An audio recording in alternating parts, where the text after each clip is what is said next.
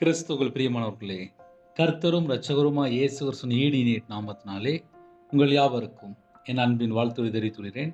தேவன் அருளி அப்பம் பிரேயர் மினிஸ்ட்ரி சேனல் மூலியமாக உங்களோடு சந்திப்பதில் மிகுந்த மகிழ்ச்சிகிறேன். தினம்தோறும் அதிகாலை வேளையிலே பரிசுத்த வேதாந்தத்தில் ஒரு பகுதியை நாம் தியானித்து நம்முடைய குடும்ப பாதுகாப்பிற்காக நாம் ஜெபித்து வருகிறோம். அதிகாலை வேளையில் அபிஷேகங்களை பெற்றுக்கொள்ள, தேவனுடைய கிருபை பெற்றுக்கொள்ள புதிய நாளிலும் இணைந்திருங்கள். மத்தேயு சுவிசேஷம் 7ஆம் அதிகாரம் 7 முதல் 11 ஆகிய வசனங்கள். கேளுங்கள், அப்பொழுது உங்களுக்கு கொடுக்கப்படும். தேடுங்கள், அப்பொழுது கண்டடைவீர்கள். தட்டுங்கள், அப்பொழுது உங்களுக்கு திறக்கப்படும். ஹல்லேலூயா. கிறிஸ்துவுக்குள் பிரியமானவர்களே, கர்த்தருடைய பிள்ளைகள் கேளுங்கள் என்கிறார். கேளுங்கள், அப்பொழுது உங்களுக்கு கொடுக்கப்படும். தேடுங்கள், அப்பொழுது கண்டடைவீர்கள். தட்டுங்கள், அப்பொழுது உங்களுக்கு திறக்கப்படும்.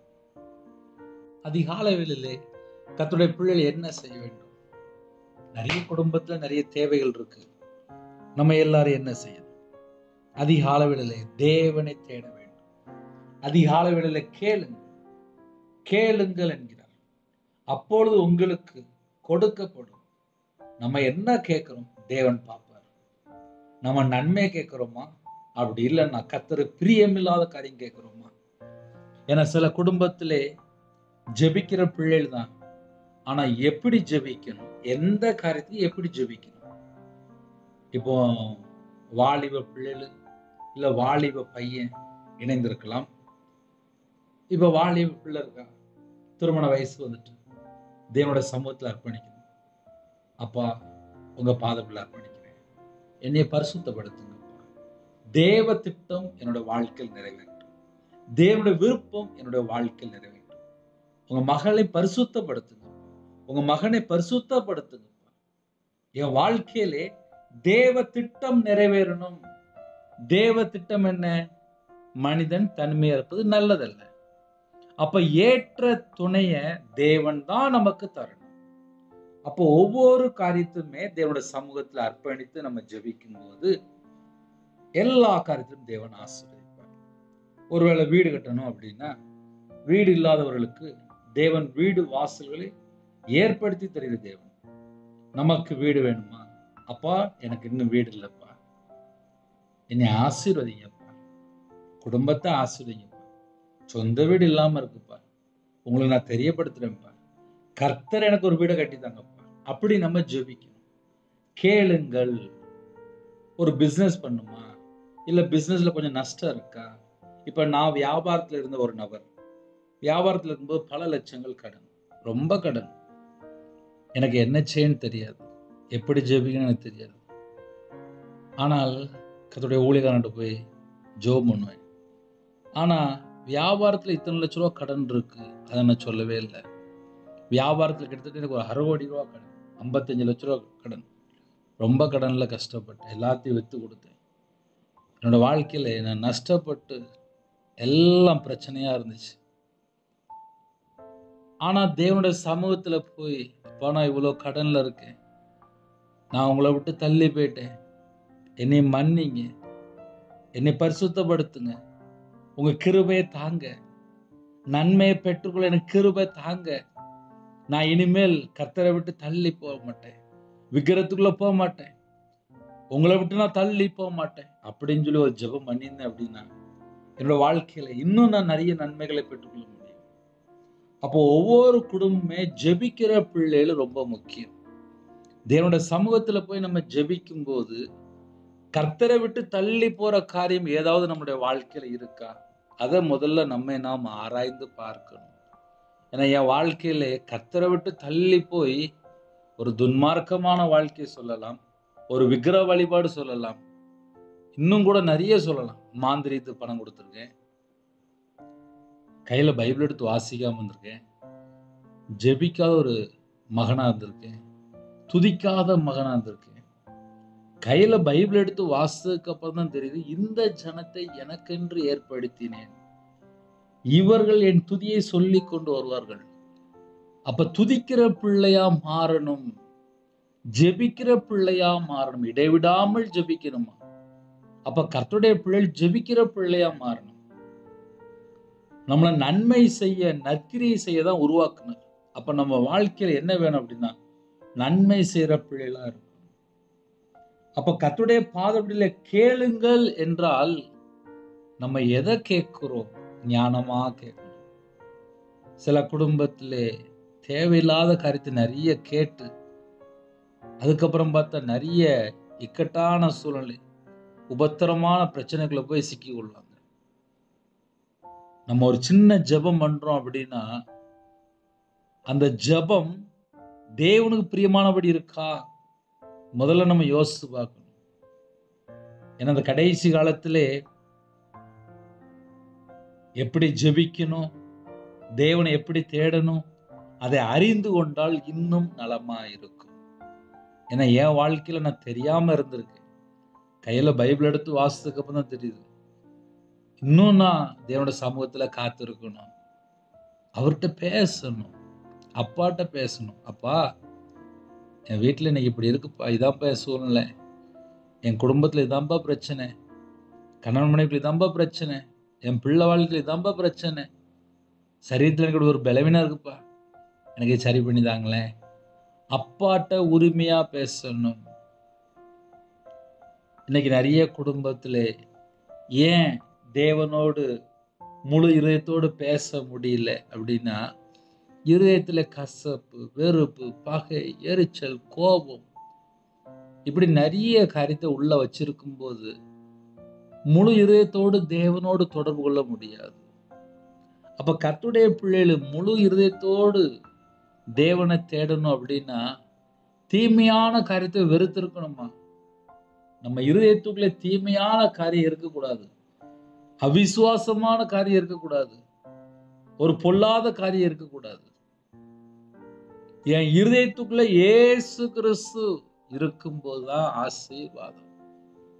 அதனால கர்த்தருடைய பிள்ளைகள் யாரெல்லாம் இணைந்திருக்கிறீங்களோ, இந்த நாளிலும் கொஞ்சம் யோசித்து பாருங்க.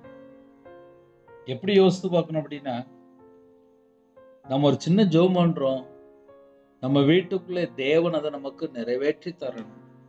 அதுக்கு நான் தகுதியா இருக்கிறேன்னா, இப்ப நம்ம வீட்டுக்கு ஒரு கொரியர் வருது, ஒரு போஸ்ட் வருது, ஒரு ஸ்பீட் போஸ்ட் வருது, ஒரு லெட்டர் வருது, 2 நாள் 3 நாளுக்குள்ள வரணும், 10 நாள் ஆகியும் கூட இன்னும் வாங்கல அப்படின்னா, ஒண்ணு வீட்டுல யாரும் இல்லாம இருந்திருப்பாங்க, இல்ல வீடு பூட்டி இருக்கும், இல்ல போன் நம்பர் தப்பா கொடுத்திருப்பாங்க, அட்ரஸ் தப்பா கொடுத்திருப்பாங்க. ஏதாவது ஒரு சின்ன மிஸ்டேக் ஆனா மட்டும்தான் அந்த லெட்டர் கையில கிடைக்கும். கரெக்டா அட்ரஸ் கொடுத்து, கரெக்டா போன் நம்பர் கொடுத்து, எல்லாம் கரெக்டா இருந்துச்சுன்னா ஒரு வாரத்துக்குள்ள கிடைச்சிடும். அப்ப சில நேரத்துல தப்பா ஏதாவது எழுதிட்டாங்களோ, இல்ல அட்ரஸ் மாறிட்டாலோ, இல்ல அந்த வீடு மாறிட்டாலோ அந்த லெட்டர் போய் சேராது. ஒரு லெட்டரு அட்ரஸ் கரெக்டா இருந்தா தான் கரெக்டா போய் கிடைக்கும். நான் தேவன்கிட்ட பேசுறேன், அதுக்கு முன்னகுட்டி தேவன் எதை பார்க்கிறார் அப்படின்னா, என் இருதயத்தை பார்ப்பார். என் இருதயம் பரிசுத்தமா இருக்கா, இல்ல தீமையினால் நிரம்பி இருக்கா, பொல்லாப்பினால் நிரம்பி இருக்கா, உலகத்தில் உள்ள காரியத்தினால நிரம்பி இருக்கா, இல்ல மயக்கத்தினால நிரம்பி இருக்கா, இல்ல அசுத்தத்தினால நிரம்பி இருக்கா, இச்சையினால நிரம்பி இருக்கா, இல்ல பணம் சம்பாதிக்கணும் அப்படின்னு சொல்லி வேற ஏதாவது நிரம்பி கிடக்கா இதயத்துக்குள்ள? இதெல்லாம் தேவன் பார்ப்பார். தேவன் இருதயத்தை பார்த்துதான்ப்பா ஆசீர்வதிக்கிறாரு. கேளுங்கள், அப்பொழுது உங்களுக்கு கொடுக்கப்படும். அவர் நமக்கு தரணும் அப்படின்னா அதுக்கு முன்னாடி இருதயத்தை பார்த்துருவாரு. கேட்டது கரெக்டா தப்பா, இது உனக்கு தேவையா இல்லையா, இது இந்த குடும்பத்துக்கு தேவையா இல்லையா, தேவனுக்கு தெரியும்.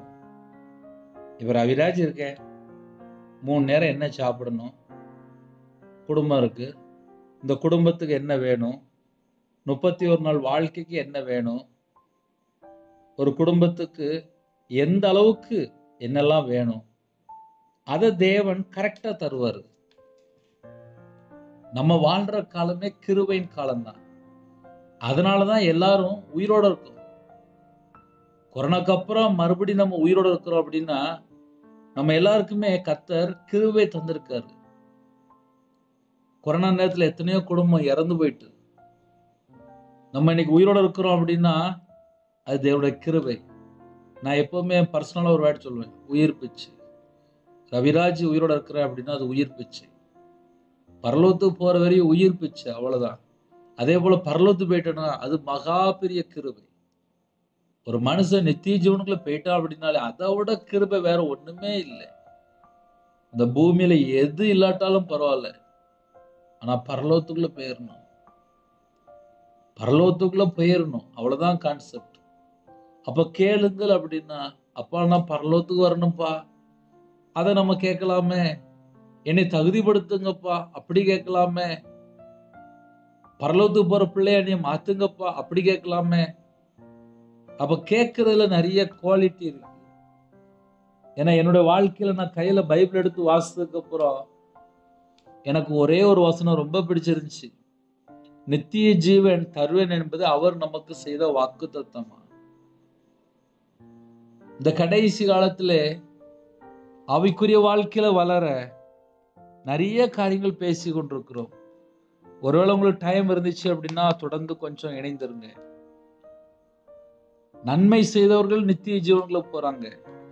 நற்கிரியை செய்யறவங்க, சோர்ந்து போகாமல் நற்கிரியை செய்யறவங்க நித்திய ஜீவனுக்குள்ள போறாங்க. தேவனுக்கு பிரியமானபடி வாழ்ந்தால் மட்டும்தான், மனம் திரும்பி சிறு பிள்ளையை போல மாறினா மட்டும்தான், ஏனோக்கை போல தேவனோடு சஞ்சரிச்சா மட்டும்தான், கீழ்ப்படிந்தால் மட்டும்தான், விசுவாசமா இருக்கணும். இந்த கடைசி காலம் எங்க பார்த்தாலும் போலி அற்புத அடையாளங்கள், போலி தீர்க்க தரிசனங்கள். நம்ம தேவனுடைய வார்த்தைக்கு கீழ்ப்படிந்து சத்தியத்துல நடந்தால் பரலோக வாசல் எப்பொழுதும் திறந்திருக்கும். ஒரு குடும்பத்துக்கு பரலோக வாசல் எப்பொழுது திறந்திருக்கணும் அப்படின்னா, நம்ம வாழ்க்கையில பாவம் இருக்கக்கூடாது, துன்மார்க்கமான காரியம் இருக்கக்கூடாது, கொடுமையான காரியம் இருக்கக்கூடாது, அநியாயமான காரியம் இருக்கக்கூடாது, அசுத்தமான காரியம், இச்சையான காரியம், மோக இச்சை, துர் இச்சை, காம விகாரம், இது எதுவுமே இருக்கக்கூடாது. எங்க இருக்கக்கூடாதுன்னா நம்ம வாழ்க்கையிலே இருக்கக்கூடாது. கேளுங்கள், அப்பா எனக்கு பரலோகம் வேணும்பா, இந்த பூமியில நான் வாழ்றதுக்கு எனக்கு என்ன வேணுமோ நீங்க தாங்கப்பா, போதும். ஒரே ஜெபம் தான். 31 நாளும் போசிப்பார், 31 நாளும் போசிப்பார். அவருக்கு தெரியாதா? உங்கள் பரம பிதா என்று எழுதப்பட்டிருக்கு. பரலோகத்தில் இருக்கிற உங்கள் பிதா தம்மிடத்தில் வேண்டிக் கொள்கிறவர்களுக்கு நன்மையானவைகளை கொடுப்பது அதிக நிச்சயம் அல்லவா? பரிசுத்த ஆவியானவர் கேளுங்க, வரங்கள் கேளுங்க, கனிகள் கேளுங்க, சாட்சியுள்ள ஒரு வாழ்க்கை வாழணும்னு சொல்லி கேளுங்க, தேவனுக்கு பிரியமான ஒரு வாழ்க்கையை வாழணும்னு சொல்லி கேளுங்க, தேவ விருப்பத்தை நிறைவேற்றும் சொல்லி கேளுங்க, தேவ சித்தத்துக்குள்ள நான் இருக்கணும்பான்னு சொல்லி கேளுங்க. கேட்கறதுக்கு நிறைய இருக்குப்பா. நான் கையில பைபிள் எடுத்து வாசித்ததுக்கு அப்புறம் என் வாழ்க்கையில நான் குறையா இருக்கிறேன், அதை மட்டும்தான் நான் கண்டுபிடிச்சேன். அப்ப நிறைவான ஆவியானவர் வரும்போது குறைவுகள் எல்லாம் நீங்கி போயிருமா. ஒரு மனுஷனோட வாழ்க்கையில நிறைவான ஆவியானவர் வரணும். அப்ப கேளுங்கள் அப்படின்னா, நிறைவான ஆவியானவர் எனக்குள்ள வாங்க, எனக்குள்ள வாங்க, என்னை நிறைவாக்குங்கன்னு சொல்லி கேளுங்க. அப்படி நம்ம கேட்கறதுக்கு நிறைய பாயிண்ட் இருக்கு. கேளுங்கள். சில குடும்பத்துல இன்னைக்குள்ள காரியத்தை மட்டும் கேட்டுட்டு இருப்பாங்க. இதெல்லாம் பரமபிதாவுக்கு தெரியும், அவர் இன்னும் நம்மகிட்ட நிறைய எதிர்பார்க்கிறாரு. நான் ஊழியத்துக்கு வந்த புதுசுல ஒரு ஜெபம் பண்ணேன் சர்ச்சில் இருக்கும்போது. பரலோகத்துல இருக்க பிதாவை போய் பார்க்கும்போது கோடிக்கணக்கில் ஆத்துமா கொண்டு வரும்னு சொல்லி கேட்டேன். அவ்வளவுதான். கர்த்தருடைய கிருபையினால ஆன்லைன்ல கொண்டு வந்தாரு. அதுக்கு பின்னாடி ஏகப்பட்ட காரியம் இருக்கு. ஆனால் ஒவ்வொரு நாளும் உயிரோட இருக்கிறோமா, அது தேவனுடைய கிருபை. இன்னைக்கு இருக்கிற மனுஷன் நாளைக்கு இருக்க மாட்டேங்கான். அவ்வளவுதான் லைஃப். நான் ஒரு வீட்டுக்கு அடிக்கடி போவேன், குடும்பமா போவோம். அந்த வீட்டுல மருமகள் இறந்து போயிட்டாங்க. வயசு எத்தனை சொல்லி கேட்கும்போது 36 வயசு. எப்படின்னு சொல்லி கேட்கும்போது முதுகுல ஏதோ ஒரு வாயு பிடி மாதிரி இருந்துச்சான். அதை கொஞ்சம் கவனிக்காம இருந்தாங்க. லாஸ்ட் நிறைய ப்ராப்ளம் ஆகி இறந்து போயிட்டாங்க. அதுக்கு அடுத்தடுத்த ப்ராப்ளம் வந்துட்டு, ஆனா இறந்து போயிட்டாங்க. பார்க்கும்போது கேன்சர் அப்படின்னு சொல்லி நிறைய காரியங்கள் சொன்னாங்க. நல்ல குடும்பம், உண்மையா வாழ்ற குடும்பம், தேவனை பயபக்தியோடு தேடக்கூடிய குடும்பம், துதிக்கிற குடும்பம், கீழ்ப்படுகிற குடும்பம், ஆசீர்வாதமான குடும்பம், தேவ பக்தி உள்ள ஜனம். அந்த வீட்டுக்குள்ள எனக்கு கண்ணீர் மட்டும்தான் வந்துச்சு. அவங்கள பார்க்க முடியல. மிகுந்த துக்கத்தோடு வாழ்ந்தேன். இதை ஏன் சொல்றேன் அப்படின்னா, நம்ம இன்னைக்கு இருக்கிறோம், நாளைக்கு காலையில நம்ம இருக்கணும் அப்படின்னா அது தேவனுடைய கிருபை வேணும். நம்முடைய ஜீவன் அவருடைய கையில வச்சிருக்காராம். ஜீவ சுவாசத்தை அவருடைய உள்ள கையில வரைந்து வைத்திருக்கிறாராம். அதனால நம்ம எப்போ இங்க இருப்போம், எப்போ பரலோகத்துல இருப்போம் நமக்கு தெரியாது. அப்ப நம்ம இங்க இருக்கும்போது என்ன ஜெபிக்கணும் அப்படின்னா, அப்பா நான் பரலோகத்துக்குள்ள வந்துடணும்ப்பா, எனக்கு பரலோகம் வேணும்ப்பா அப்படின்னு நம்ம ஒரு ஜெபம் பண்ணினால் அதுல குவாலிட்டி ரொம்ப. நம்ம இங்க இருந்து அமெரிக்காவுக்கு அழகா போன் பேசிடலாம், லண்டனுக்கு போன் பேசிடலாம், வேற வேற கண்ட்ரிக்கு போன் பேசியிருந்தோம். ஆனா ஒரு பிளைட் ஏறி அங்க போனோம் அப்படின்னா எல்லாம் புக்ல இருந்து எல்லாமே அட்ரஸ்ல இருந்து எல்லாம் கரெக்டா இருக்கணும். இங்க எல்லா ரெக்கார்டு எல்லாம் கரெக்டா இருக்கணும். அங்க போய் சேர்ற வரையும் எல்லாம் கரெக்டா இருக்கணும். நம்ம இந்த பூமியில செத்தா பரலோகத்துல போய் சேர்றது எல்லாம் கரெக்டா இருக்கணும். ஏன்டா இது இல்ல, அது இல்ல, புக் இல்ல, நான் கொஞ்சம் அட்ரஸ் மாறிட்டேன் அப்படின்னு சொல்லி யார்ட்டையும் போய் சொல்ல முடியாது. நமக்கு தேவன் என்னெல்லாம் கிஃப்ட் கொடுத்திருக்காரோ அதையெல்லாம் பத்திரமா வச்சிருக்கணும். நன்மையானாலும் தீமையானாலும் தேவன் நியாயத்தோடு நிறுத்திடுவார். இந்த பூமியில நம்ம வாழ்க்கையில ஒருவேளை கர்த்தரை விட்டு எங்கேயாவது தள்ளி போயிட்டோமா, என்னைய மன்னிச்சிருங்கப்பா, என்னைய மன்னிச்சிருங்கப்பா, என்னைய மன்னிச்சிருங்க, என்னுடைய பாவத்தை மன்னிச்சிருங்க, என்னோட அக்கிரமத்தை மன்னிச்சிருங்க, என்னுடைய மீறுதலை மன்னிச்சிருங்க, நான் பரலோகத்துக்கு வர்றதுக்கு என்னெல்லாம் மிஸ்டேக் இருக்கும் எல்லாத்தையும் மன்னிச்சிருங்கப்பா, நான் உங்க பிள்ளையா வாழணும், நான் பரலோகத்துக்குள்ள வரணும்ப்பா, எனக்கு அந்த கிருபை தாங்கப்பா அப்படி சொல்லி இந்த பூமியில நம்ம வாழும்போது தேவனுடைய கிருபை கேட்டால் கண்டிப்பா தருவார். கேட்கக்கூடிய பிள்ளைகள் ரொம்ப முக்கியமா எதை கேட்கணும். அதனால காலவேளையிலே இன்னைக்குள்ள வேத பகுதியில கொஞ்சம் தான் தியானிச்சிருக்கோம். நம்ம கேட்கக்கூடிய அந்த காரியங்கள் ரொம்ப முக்கியம். யாரெல்லாம் இந்த செய்தியை கேட்டீங்களோ, நம்ம எதை கேட்கிறோம், எதை தேடுறோம்? தட்டுங்கள் திறக்கப்படும். பரலோகத்தை தட்டுங்க, பரலோகத்து வரும்போது ஆத்துமா கொண்டு சொல்லி தட்டுங்களேன். நான் சுவிசேஷ ஊழியம் பண்ணணும், நான் கர்த்தருக்காக ஊழியம் பண்ணணும், எனக்கு அந்த கிருபை தாங்கப்பான்னு சொல்லி கேளுங்களேன்.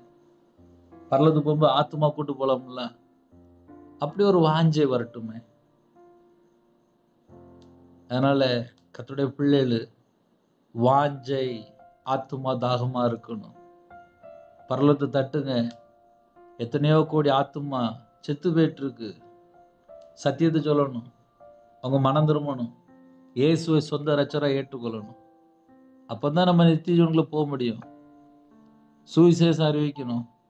அந்த ஒரு பாரம் வேணும்பா, அந்த ஒரு தாகம் வேணும்பா. கேளுங்க, கேட்டுட்டு ஆசீர்வாதங்களை பெற்றுக்கொள்ளுங்க. ஏன்னா சில குடும்பத்துல கேட்கறதும் கிடையாது, அப்புறம் என் வீட்டுல எனக்கு ஒரே பிரச்சனையா இருக்குன்னு சொல்லி புலம்பிட்டு இருப்பாங்க. கேளுங்க, தேவனோட சமூகத்துல கொஞ்ச நேரம் அமைதியா உட்கார்ந்து, அப்பா உங்க பிள்ளை வந்திருக்கப்பா, பரலோகத்தை தட்டுறப்பா, எனக்கு ஒரு வாசல் தரங்கப்பா, என் குடும்பத்துக்கு ஒரு வாசல் தரங்கப்பா. அப்படி நம்ம ஜெபிக்கலாம். ஜெபிக்கிறதுக்கு நம்ம நிறைய காரியங்கள் இருக்கு. தேவனோட சமூகத்துல போய் உட்கார்ந்து இருந்து அமைதியா தேடினீங்கன்னா ஆட்டோமேட்டிக்கா கண்ணீர் வந்துடும். நம்ம வாழ்க்கையில நம்ம எங்கெல்லாம் கர்த்தரை விட்டு தள்ளி போயிருக்கோம், இதயத்துக்குள்ள ஆவியான உணர்த்துவார். கண்டித்து உணர்த்துவார். வாக்கு கடங்காத பெருமூச்சலோடு நமக்குள்ள இருந்து வேண்டுதல் செய்வார். அப்ப நம்ம இருதயம் தேவனோடு இருந்தால் அவ்வளவு ஆசீர்வாதம். ஹல்லேலூயா. என்னுடைய வாழ்க்கையிலே எனக்கு ரொம்ப விவரம் தெரியாது. நான் கையில பைபிள் எடுத்து வாசித்தேன். என் இதயத்துக்குள்ள என்னெல்லாம் இருக்கு, நான் கர்த்தரை விட்டு ஏன் தள்ளி போறேன், பரலோகத்துக்கு போனா நான் என்ன செய்யணும், கையில பைபிள் எடுத்து வாசித்து பார்த்தேன். அதுக்கப்புறம் தான் யோசித்தேன், மாயை மாயை எல்லா மாயை. அப்ப அந்த உலகம் ஒரு நாள் காணாம போயிடும். நரகம் இருக்கும், பரலோகம் இருக்கும், இந்த பூமி அழிஞ்சு போயிடும், அவ்வளவுதான். அப்ப நம்ம பரலோகத்துக்கு போகணும். அப்படி இல்லைன்னா நரகத்துக்கு. நரகத்துல போனா அங்க ஃபுல்லா பிசாஸ் தான் இருக்கும். நம்ம ஜெத்தா பரலோகத்துக்கு போகணும்.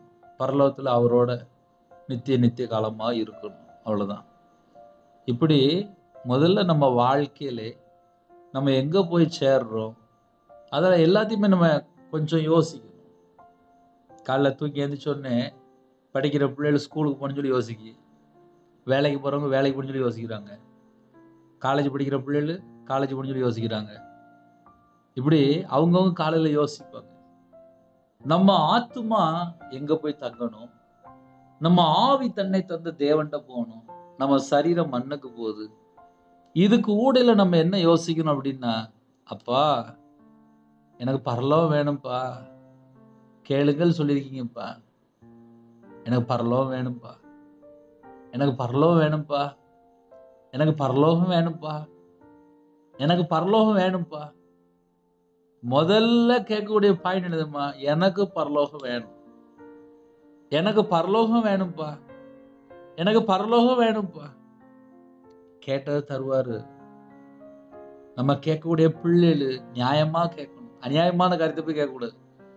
சும்மா 1 கோடி ரூபா வேணும், 2 கோடி ரூபா வேணும், 5 கோடி ரூபா வேணும், பணம் வேணும் கேட்கறது. பாப்பார் உனக்கு எதுக்கு அப்படிம்பாரு.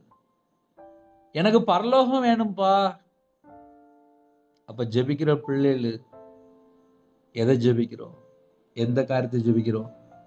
என் வீட்டுல என் குடும்பம் ரட்சிக்கப்படணும்ப்பா, நாங்க எல்லாரும் ரட்சிக்கப்படணும்ப்பா, நாங்க எல்லாரும் பரலோகத்துக்கு வரணும்ப்பா, எங்க ஊரு, எங்க பட்டணம், எங்க தேசம் எல்லாரும் பரலோகத்துக்கு வரணும்ப்பா. அப்படி நம்ம ஒரு உத்தரவாதம் எடுத்து ஜெபம் பண்ணியாச்சு அப்படின்னா நம்ம ஜெபம் எவ்வளவு வேகத்துல பரலோகத்துல போயிட்டு தெரியுமா? அதனால ஜெபிக்கிற பிள்ளைகள் முக்கியம். ஹல்லேலூயா. ஒரு சின்ன ஜெபம் பண்ணி முடிக்க போறேன். உபவாசம் மீட்டிங்ல செய்தி பேச வேண்டியிருக்கு. தூத்துக்குடி பகுதியில் சப்போஸ் யாராவது வரணும்னு நினைச்சீங்கன்னா போஸ்ட்ல போட்டிருக்கு, வரலாம். காலையில் ஒரு வேளை கூப்பிட்டீங்கன்னா ஃப்ரீயாக இருந்தால் பேசுவேன், அட்ரஸ் சொல்லுவேன். அதனால் காலை வேளையிலே இணைந்திருக்கிற குடும்பங்கள் தூத்துக்குடி பகுதியில் இருந்தீங்கன்னா உபவாச மீட்டிங் வரலாம். எனக்காக ஜெபிங்க, ஊழியத்துக்காக ஜெபிங்க. போகும்போது வரும்போது பாதுகாப்பு வேணும். ஆலயத்தில் செய்தி பேசும்போது தேவனுடைய வார்த்தையை பேசணும். எனக்காக ஜெபித்து விடுங்க. கண்களை மூடி நாம் ஜெபம் செய்வோம். எங்களை அதிகமாக நேசிக்கலாம் அன்பு அந்த பரிசுத்தமுள்ள நல்ல பிதாவே, நன்றி எடுத்து சொல்லிடும்ப்பா. உங்கள் பாதவில் அர்ப்பணிக்கிறோம்ப்பா. எங்களோட நீங்கள் பேசியிருக்கீங்க, நன்றி.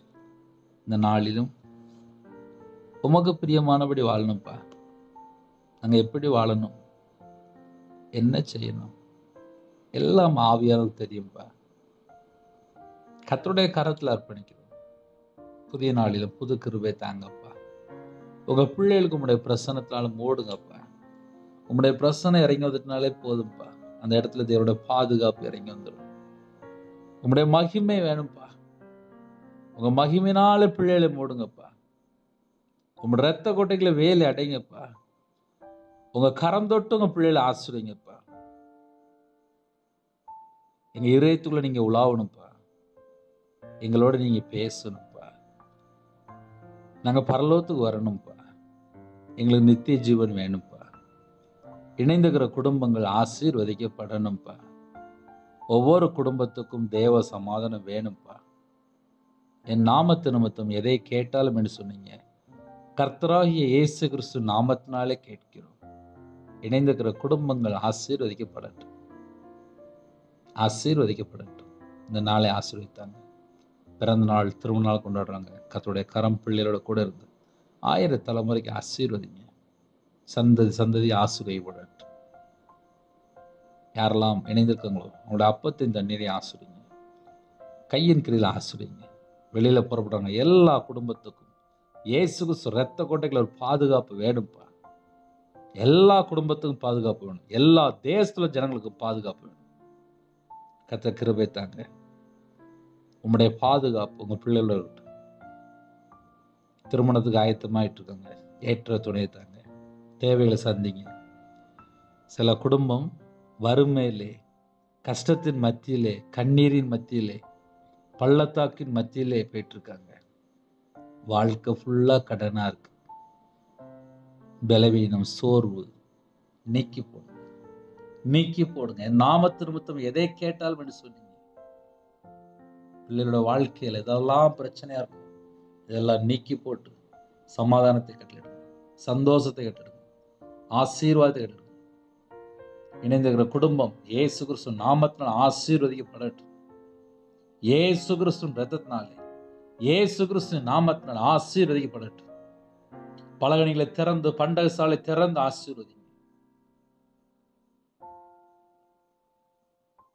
திருமணம் முடிந்ததுக்கு அப்புறம் சந்தேகம், மதுபான அடிமை, விக்கிர வழிபாடு, பல பாவ அடிமை, விபச்சார அடிமை, அந்த குடும்பங்கள் ரட்சிக்கப்படணும்.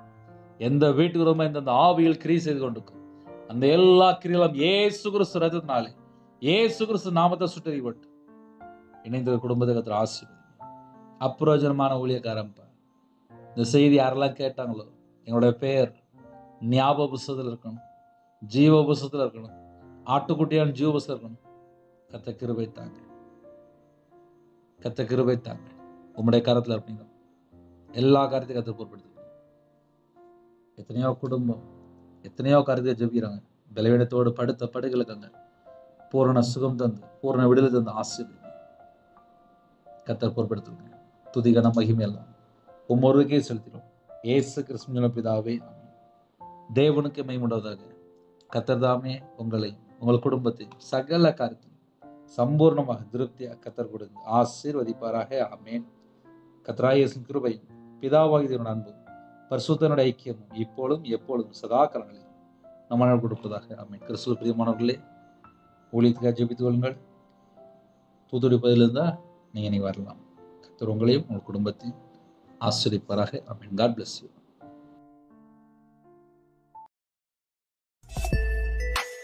Thanks for watching. Please subscribe our channel. Click the like and share. Click the bell. God bless you.